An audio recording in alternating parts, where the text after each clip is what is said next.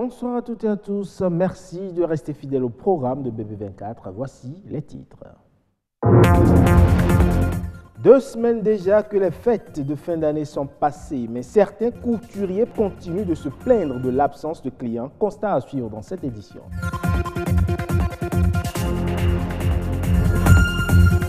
Comment utiliser les instruments de musique traditionnelle pour produire de la musique urbaine et comment adapter les instruments traditionnels à la musique urbaine béninoise? La problématique était au cœur d'un atelier de formation. Le Sénégal, pionnier de la fabrication de flacons de perfusion. Une usine de fabrication a été inaugurée en vue de lutter contre la rupture de stock dans les hôpitaux.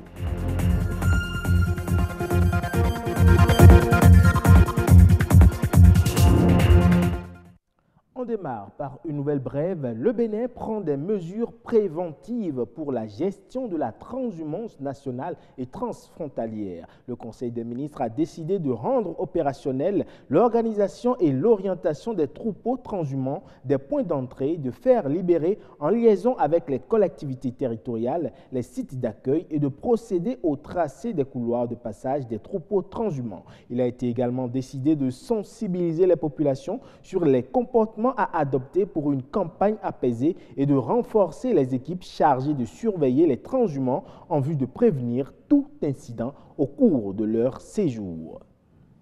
Je le disais dans les titres, déjà 2 semaines que la période des fêtes est passée. Et pourtant, chez les couturiers et autres artisans de mode, l'ambiance est toujours morose. Pendant que les clients se font toujours désirer dans certains ateliers, dans d'autres, par contre, les habilleurs ne ménagent pas leurs efforts. Constat dans quelques ateliers de Cotonou avec une équipe de BB24.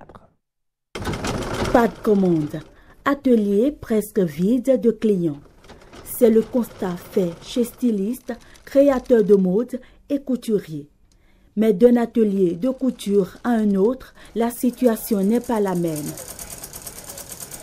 Ce maître couturier reçoit quelques rares commandes. Avant les fêtes, j'ai eu beaucoup de commandes, mais après les fêtes, les clients deviennent très rares. Dans cet atelier 6 à Aïbatin, Dame Eliane, maîtresse couturière, est indifférente à l'ambiance après fête.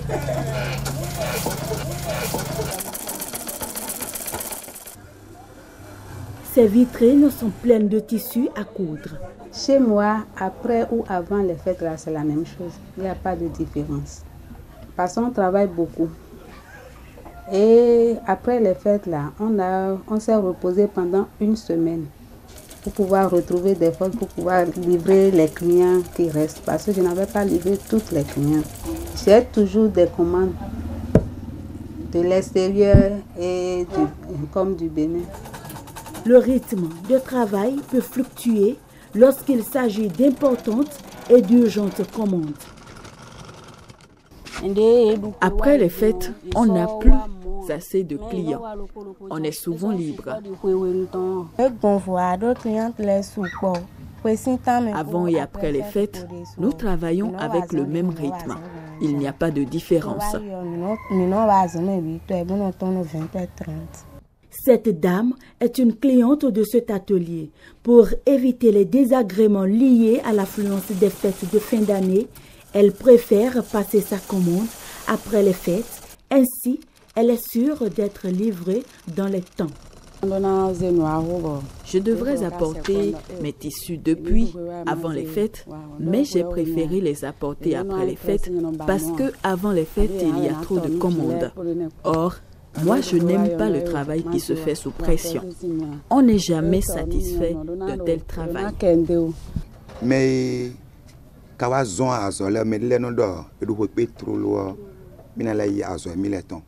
il y a des clients qui préfèrent la livraison après fête. Donc moi, je me mets au travail pour ne pas les décevoir. Si certains espèrent le grand retour des clients, les autres continuent le travail avec le même rythme et le respect des horaires d'ouverture et de fermeture de leurs ateliers. Musique moderne, musique traditionnelle, l'opposition semble simple et pourtant la relation entre les deux est indispensable dans la production des œuvres musicales. C'est ce que prônent d'ailleurs de jeunes artistes béninois de la musique urbaine pour qui les instruments de musique traditionnelle constituent le socle de l'inspiration et de la modernité. Enoch Humpati et Edmond Humbo.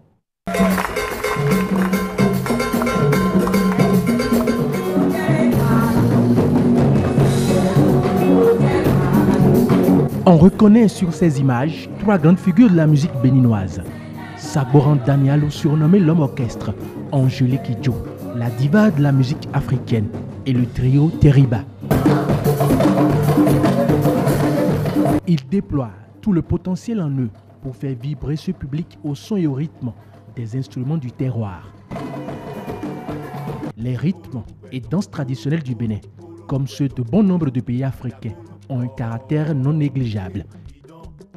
Les anciennes gloires ont bercé plusieurs générations à travers des productions d'œuvres musicales inspirées des instruments locaux. Malheureusement, la musique béninoise actuelle, surtout celle urbaine, est presque sans identité. Comment s'inspirer des instruments du patrimoine culturel pour valoriser la musique béninoise? C'est là toute l'importance accordée à cette rencontre qui réunit artistes et promoteurs culturels.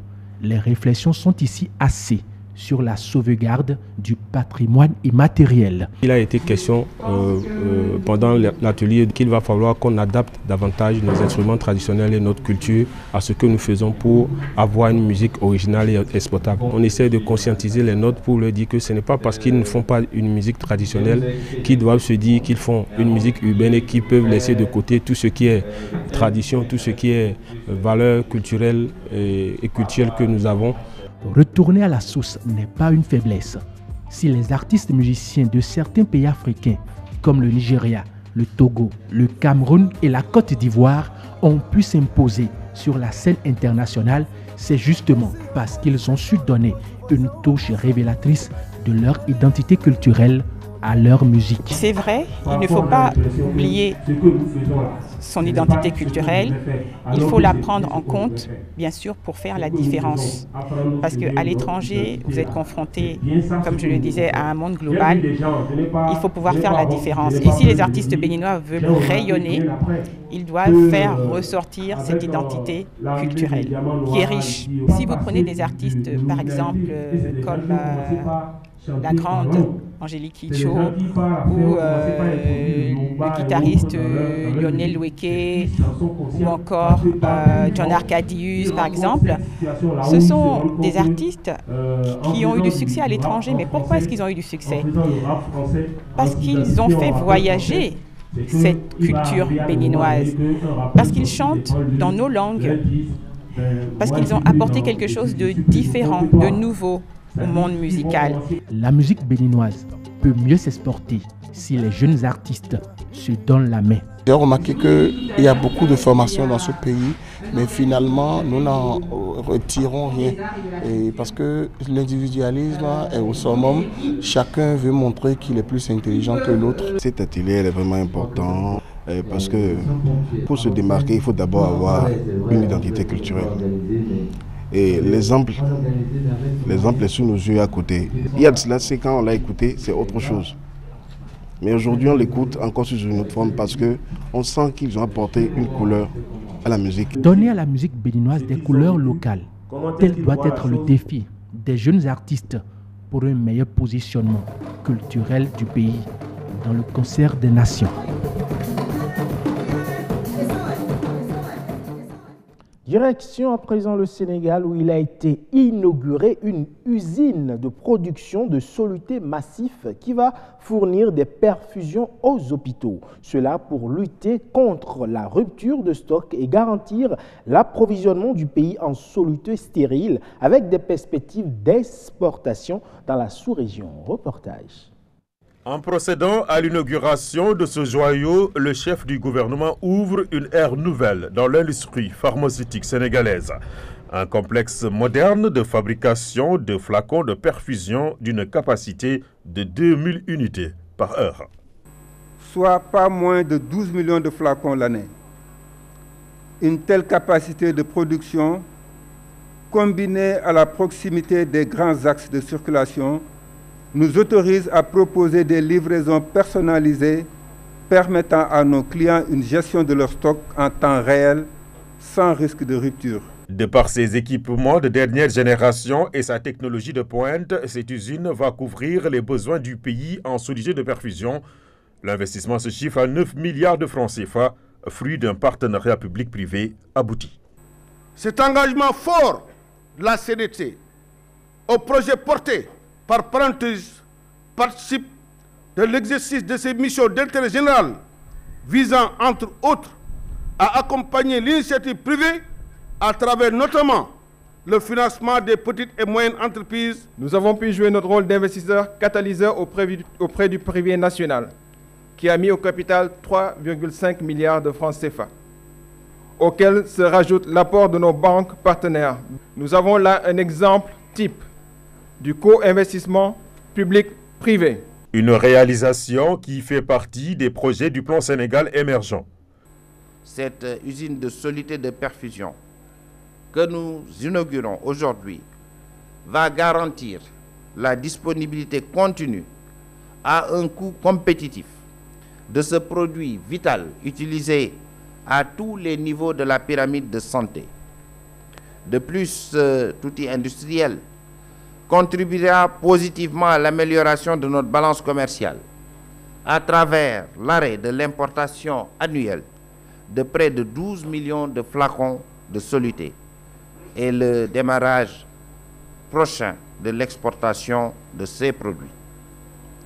Chère population de Bayah et de Khariala, Parenterus est une initiative totalement sénégalaise qui préfigure parfaitement la phase 2 du plan Sénégal émergent, tel que l'appelle de ses vœux son Excellence, M. Macky Sall, président de la République.